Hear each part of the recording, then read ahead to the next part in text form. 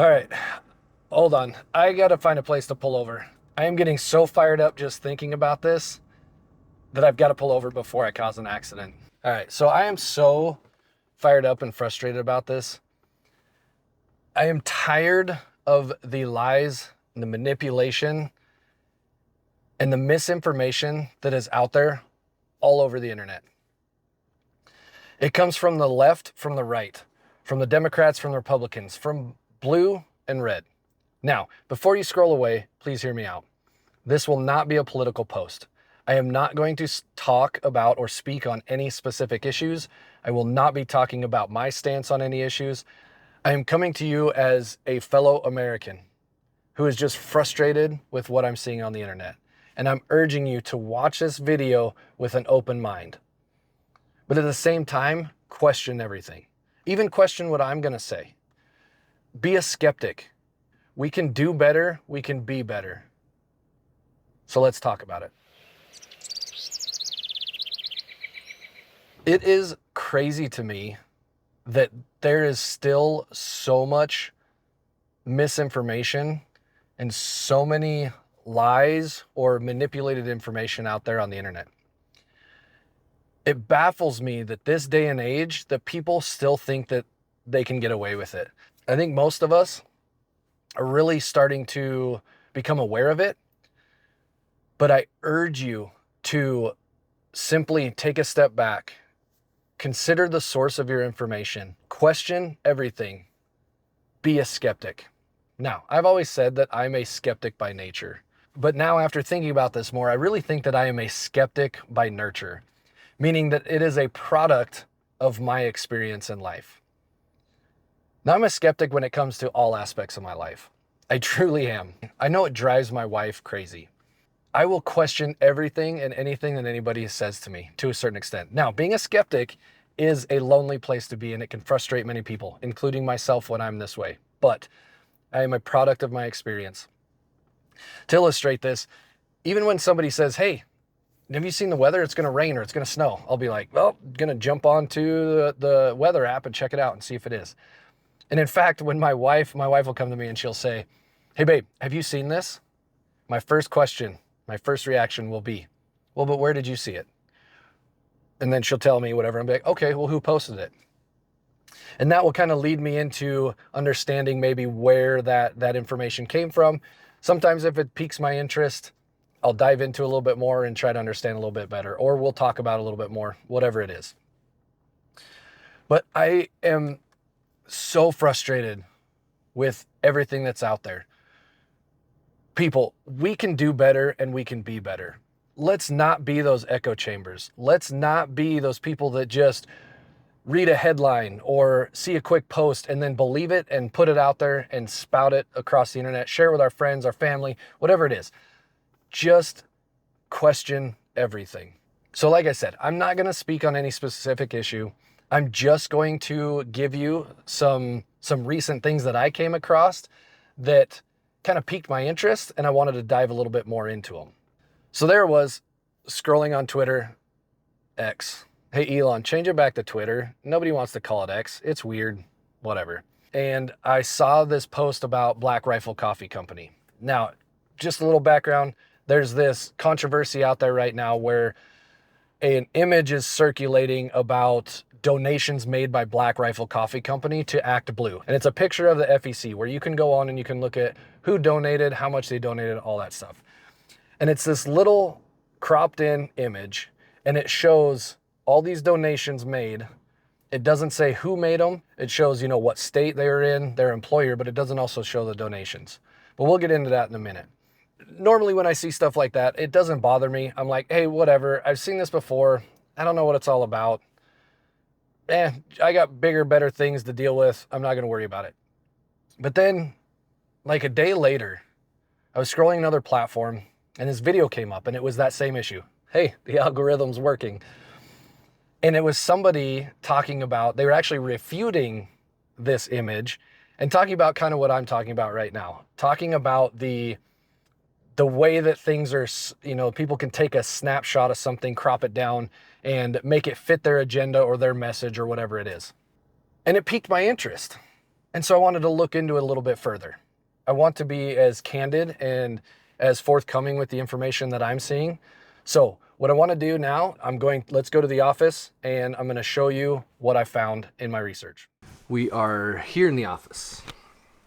So let's go to the computer. I'm going to show you what we did. So you can go to the FEC, Federal Election Commission. So I had to look this up, Federal Election Commission. I didn't know what that was. But apparently this is a place where you can go on and find campaign finance data. It says it right there.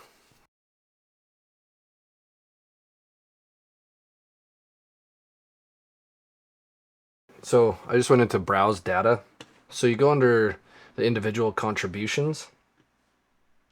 And this is where you got to go in and choose a couple different things to show all this. So contributor recipient names. So this is, they were saying that it's all being contributed to this Act Blue, which if you Google what Act Blue is, it's a, well, I mean, here you go. It's a platform. So it's a fundraiser for Democratic Party. So we got Act Blue in there. We're going to take that filter off. We're going to update that in a second. But if we go into employer and go Black Rifle Coffee, we're going to hit that and we're going to change the date to go back to 2016 because we're curious. This is the actual table. So what this image does not do is it, one, does not tell you that it's individual contributors. I'm not going to reveal who those are, but I'm going to go through a couple of them because I'm curious. So let's Google this. We're going to do who owns Black Rifle Coffee Company. So this is company info. Evan Hafer, founder and executive chairman. So let's look at Hafer. Is Hafer on here? No Hafer. Monzolowiski. I don't know how to say his name. I'm sorry, I'm probably butchering it. Don't see it. Okay. Cadency. Nope. All right. Matt Best. Hey, I got that one right. Nope. Chris Clark. Nope. Dania Kennedy. Nope. McCormick. Nope. Now, going back to this too, if we add up the total contributions here, it's a total of like $180 that was contributed by employees of Black Rifle Coffee Company. So take that with a grain of salt. Don't take my word for it. Go do your own research. Go look at that. When I was looking at that other video that was refuting this whole conversation about this piece and saying that, hey, it's not saying that these are individual contributions, because that's what that original image that's circulating shows, is it's the individual contributions. Now, a company cannot tell you what you can and cannot do, should not tell you what you can and cannot do on your own time, on your own terms. They can have, regulations or rules that dictate your behavior when you're on the clock, if you will, or if, but outside of that, the company can't. If they went through and found all these people and then say, hey, you're fired because you contributed to the Democratic Party, that's not what we're all about. Technically, I believe that would be wrong. Could they? Sure, they could, right? But they probably have a lawsuit on their hands, but that's not why we're here. It's not what we're talking about. But this goes to show you that the information that's out there is simply just echo chamber. They clipped it down into a way to make it fit their agenda and their message. And that's what drives me nuts. However, I am going to show you something that I found kind of interesting. When I was searching for this and I was on the site, I went into browse receipts and I just went into this information here and I put in the same, the 2016 to 24 Act Blue, employer was Black Rifle Coffee. Same list essentially, except for it just does not show you their employer. There might be some validity to the original post. I'm not saying that it's the way it is. It's just what I found. I found this interesting. Down here at the bottom, Evan Hafer in 2019. It is what it is. It's just the information. That's, again, just to show you that even if you see something and then you see another refuted comment about it, It doesn't mean that either or both of them are either fully incorrect or fully correct. You really have to take the time to do a little bit of research. And then once you do that research, then you can sit back and critically think about, what does that mean? How does that fit to my principles, my ideas, my ideologies? How does that fit into me? And then you or I can make a decision based off of that. That is all I'm saying. Do not take what you see on the internet as that's the way it is. You are able to clip things, truncate them, change them, modify them, whatever, to make them fit to whatever you want to say, that fits your agenda, that fits your message. We're back in the truck. So yesterday, I'm scrolling through Twitter again, and Elon Musk posted something that piqued my interest as well. Yes, I follow Elon Musk. Do I agree with everything that he says? No, but I think he's a very intelligent individual. He's also actually pretty funny. So if you don't follow him, you should, because there's a lot of entertainment value there. Anyway, he posted this thing that it was an image of, well, he actually retweeted this, but it was an image on one side that showed like some mainstream media outlets, and then a short little video of Trump. And it was showing how there's this narrative that a lot of people are putting out there right now that's around his bloodbath comment, and saying that if he doesn't get elected, that it's going to be a bloodbath. And that kind of bothered me. It kind of piqued my interest, maybe because I saw this Black Rifle Coffee Company thing too, and I found that there was misinformation with that. So I wanted to see if there was some truth behind this as well. And again, I went to the office and I wanted to listen to it and see what it was all about. So let's go back there and check that one out. So yeah, it was this legacy media lies, but we are witnessing the invention of the bloodbath hoax in real time. So you can see all these different publications come out, and they're piggybacking on this bloodbath comment that Trump made during a rally in Ohio. And again, I was like, okay, there's a lot of this crap out there. But I was on this kick of just not believing everything, and I had to go down the rabbit hole. So what I did was I went on and found a source that I could watch the entire speech that was just the speech.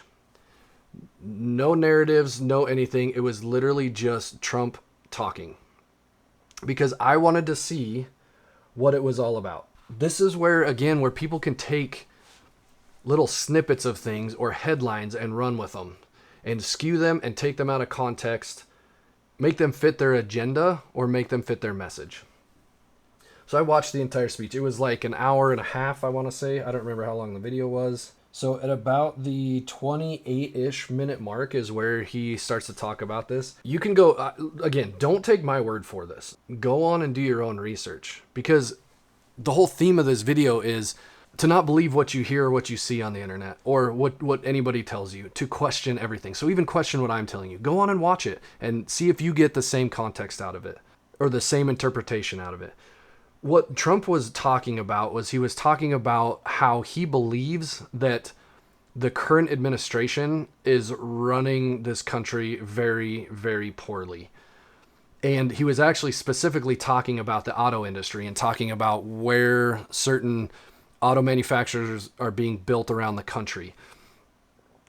And he said that if I don't get elected, there'll be a bloodbath. And he goes on to say a little bit more. Here's the clip. Those big monster car manufacturing plants that you're building in Mexico right now, and you think you're going to get that, you're going to not hire Americans, and you're going to sell the cars to us. No, we're going to put a 100% tariff on every single car that comes across the line, and you're not going to be able to sell those cars. If I get elected, now if I don't get elected, it's going to be a bloodbath for the whole, that's going to be the least of it. It's going to be a bloodbath for the country. That'll be the least of it. But they're not going to sell those cars. They're building massive factories. If you just take that short clip out of there, you could say, oh yeah, he's saying that, I'm going to cause a bloodbath and blah, blah, whatever. He is not saying that. In my opinion, when I watched that, it is not the way that I interpreted that. Like I said, he's talking about the way that the country is being ran by our current administration. He's saying that if he is not elected, that he believes that it will continually downward spiral, that it'll be a bloodbath, not because of his causing, but because of the current administration or the future administration, that the way that they run the country is going to run us into the ground. That is what he is saying. And I watched that entire video. Did I agree with everything? No. Did I like everything that he had to say? I'm not saying that either. I'm not saying yes or no. What I'm saying is, do not take everything at face value. There is so much lying and manipulation and disinformation out there. People can and will take things out of context. They will snip it and clip it until it fits their narrative or fits their agenda, and they'll push it out. And then unfortunately, as I said before, people will just see your headline and run with it, because if it fits their ideology or it doesn't, they'll run with it and either scrutinize it or push it back out to more people. They will share it, they'll comment, they'll do whatever. And I've been guilty of this in the past as well. We become these echo chambers when we don't do the research. That does such a disservice for everybody around you, everybody that is your friends or family or followers or whatever it is. Anybody that listens to you, that's a disservice to them, and it's a disservice to yourself, because the more and more I see people do that, the less and less that I listen to them, or less and less that I trust them. And this goes for people that I follow, influencers or whatever you want to call them, people on YouTube, on podcasts and everything. If you continually lie or don't show the proof, if you will, then I'm not gonna trust you. So I am going to share these links of, I'll put the FEC link down in the description. I mean, I can even share a link to the video that I watched on YouTube that showed the speech for Trump. I will share that information. But again, don't take my word for it. Don't be an echo chamber. Do your research. Be better, people. We can be better. I can be better. You can be better. We all can. We're in an election year, and it's only going to get worse. So make sure that you are informed before you speak. Just please, that's all I'm begging for right now. I'm just pleading that you go out and do your own research. Find your own truth and critically think about it and make your own opinions. Draw your own conclusions.